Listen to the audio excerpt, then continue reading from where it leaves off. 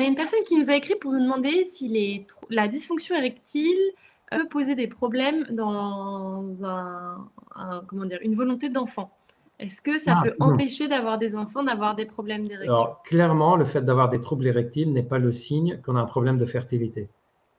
D'ailleurs, on ne fait jamais de spermogramme chez quelqu'un qui a un trouble de l'érection, sauf s'il y a un projet d'enfant, parce qu'il n'y a pas de lien direct entre les deux. Un spermogramme, c'est un examen qui analyse. Voilà, pour analyser les spermatozoïdes, pour voir la capacité de fertilité. Ce n'est pas un examen qu'on fait en routine pour les troubles érectiles.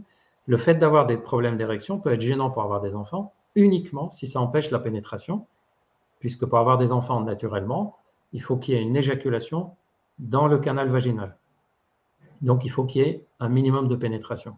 Donc, quelqu'un qui a des troubles érectiles au point de ne pas pouvoir pénétrer, oui, ça peut gêner la reproduction, mais simplement pour des raisons purement mécaniques d'absence de pénétration.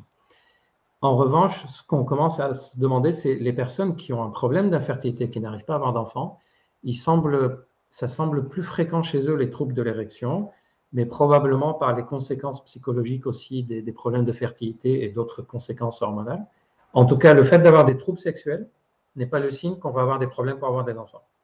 Et par contre, du coup, l'éjaculation précoce peut, dans certains cas, poser problème. Soit quand on éjacule avant de pénétrer, donc il n'y a jamais d'éjaculation dans le vagin, soit on a une érection qui n'est pas suffisante pour pénétrer.